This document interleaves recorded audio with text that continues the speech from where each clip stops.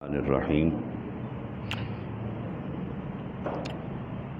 وعنہ قال قال رسول اللہ صلی اللہ علیہ وسلم اذا كان يوم الجمعة وقفت الملائکۃ على باب المسجد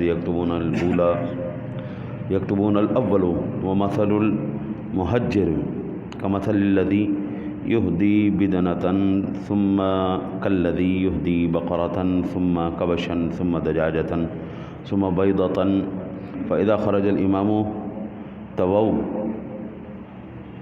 صحفهم ويستمعون الذکر متفق علیہ۔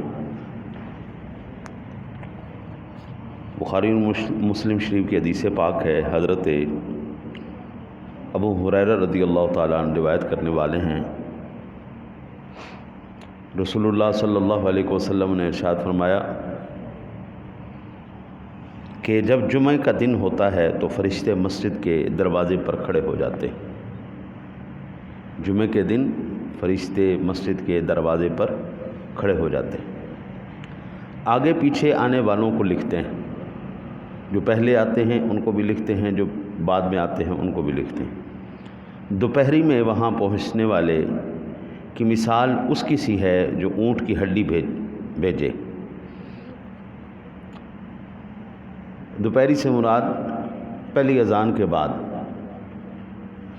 پہلے ہی امام صاحب کی آمد سے پہلے ہی وہ بندہ آ کے مسجد میں جمعے کے لیے بیٹھ گیا، پھر اسی کسی جو گائے کی ہڈی بھیجے، پھر دمبے کی، پھر مرغی کی، پھر انڈے کی خیرات کرے، پھر جب امام نکلتا ہے تو فرشتے اپنے رجسٹر لپیٹ لیتے ہیں اور خطبہ غور سے سنتے ہیں۔ فرشتے ان لوگوں کے لیے ثواب لکھتے ہیں۔ اونٹ کی ہڈی سے مراد، جس طرح ہم کہتے ہیں نا یار مینوں لیگ پیس چاہیے، لیگ پیس، یار تو بکرا کیتا نہ کوئی دستی دیتی نہ کوئی لیگ پیس دیتا، تو جو سب سے پہلے آنے والا ہے اس کو اتنا ثواب ملے گا جس طرح اس نے اونٹ کا لیگ پیس اللہ کے نام پہ دیا، اور بعد میں آنے والے کو گائے کے لیگ پیس کی، پھر دمبے کا، پھر مرغی کا، اور جو سب سے اینڈ میں آنے والے ہیں ان کو کتنا ثواب ملے گا؟ انڈے کا، انڈے کی خیرات کا۔ ابھی آپ یہ دیکھ لیں، یہاں پہ اس علاقے میں ذوق نہیں ہے وہ جو ہے نا جی جمعہ شریف سے پہلے آمد۔ میں سوڈی وال سے تشریف لایا ہوں، میرے آنے سے پہلے مسجد پوری ہوتی تھی، میرے آنے سے پہلے مسجد پوری ہوتی تھی۔ یہاں پہ ایک نمازی ہوتا ہے یا دو نمازی ہوتے ہیں جب ہم نیچے اتر رہے ہوتے ہیں، اس کے بعد پھر جیسے جیسے بیان چلتا ہے آہستہ آہستہ آہستہ آہستہ آمد ہوتی ہے، اور جب اینڈ والے 5 منٹ رہ جاتے ہیں نا جی، اس وقت پھر مسجد پوری ہوتی ہے۔ اور پھر الزام کیا ہوتا ہے جی، مولوی سانو دستے ہی نہیں دین، مولوی پتہ نہیں کتنے لوگ آ کے رکھ دیں۔ میں کہتا ہوں حضرت جی یہ صرف جمعۃ المبارک کے بیانات، آپ جس علاقے میں رہتے ہیں اس مسجد کے امام صاحب ظاہر بات ہے جمعے والے دن بیان کرنے کے لیے آ رہے ہیں تو مکمل تیاری کے ساتھ آئیں گے نا۔ آپ صرف وہ بیان سننا شروع کر دیں، آدھے عالم آپ خود ہو جائیں گے۔ ہر مہینے کے لحاظ سے احادیث اور قرآن پاک علماء کرام بیان کرتے ہیں، وہ احادیث وہ قرآن پاک کا جو اجر و ثواب آپ کو سننے کو ملے گا، یہ علیحدہ سے ثواب ہے۔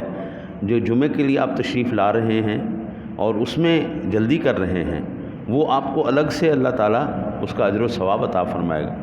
جب خطیب صاحب خطبہ شروع کر دیتے ہیں، پھر ختم، پھر کھاتا ختم، پھر فرشتے بھی بیٹھ کے خطبہ سنتے ہیں، پھر وہ ثواب والا کام نہیں، ٹھیک ہے جی۔ اسی طرح اگلی بخاری اور مسلم شریف کی حدیث پاک ہے، وعنہ قال قال رسول اللہ صلی اللہ علیہ وسلم اذا قلت لصاحبک یوم الجمعۃ انصت والامام یخطب فقد لغوت۔ حضرت ابو ہریرہ سے ہی روایت ہے جی، وہ فرماتے ہیں کہ رسول اللہ صلی اللہ علیہ وسلم نے ارشاد فرمایا اگر جمعہ کے دن تو اپنے ساتھی سے کہے کہ چپ رہو جب کہ امام خطبہ پڑھتا ہو، تب بھی تم نے بے ہدا کام کیا، تب بھی بے ہدا کام کیا، اس وقت خاموشی اختیار کرنا۔ اب یہ تم لوگ لگے ہوئے تھے نا آپس میں ٹر ٹر ٹر ٹر ٹر ٹر کر رہے ہیں نا، تم لگے یہ غلط بات ہے۔ جب درس قرآن چل رہا ہو، درس حدیث چل رہا ہو، خطبہ چل رہا ہو، اس دوران تسبیح کرنا بھی درست نہیں ہے۔ اس وقت تسبیح بھی روک دینی چاہیے، کیونکہ اللہ اور اس کے رسول کے ذکر سے اور اس عمل سے جو حضور نبی اکرم صلی اللہ علیہ وسلم کے، اس سے کوئی شے افضل نہیں۔ بالکل مستعد ہو کے اگر ایسا نہیں کرتے تو پھر عالم کیا ہو جاتا ہے، آدھی بات سمجھ میں آتی، آدھی نہیں آتی، آدھی بندہ سنتا ہے اور آدھی ذکر میں گڑبڑ ہو جاتی، پھر وہ جہاں پر جائز ہوتا ہے وہاں ناجائز سمجھ میں آ جاتا ہے، جہاں پر ناجائز ہوتا ہے وہاں جائز سمجھ میں آ جاتا ہے۔ ایسی گڑبڑ ہوتی ہے کہ پھر ساری زندگی اس کا بندہ ازالہ نہیں کر سکتا۔ پھر بندہ کہتا ہے میں نے تو خود مولوی صاحب سے یہ بات سنی تھی، لیکن یہ نہیں پتہ تھا اس وقت میری تسبیح بھی چل رہی تھی، میرا دھیان بھی کہیں اور تھا۔ ابھی یہ دیکھیں نا، یہ حدیث پاک جو بخاری مسلم کی حدیث پاک، حضور کہتے ہیں جمعہ والے دن فرشتے آ جاتے ہیں مسجد کے، اور جب وہ خطبہ شروع کرتے ہیں تو پھر وہ فرشتے لکھتے نہیں رہتے، یہ خصوصی فرشتے ہیں جن کی ڈیوٹی صرف جمعہ والے دن لگتی ہے، وہ سب کچھ چھوڑ کے رجسٹر بند کر کے وہ بھی آ کے خاموشی سے سنتے۔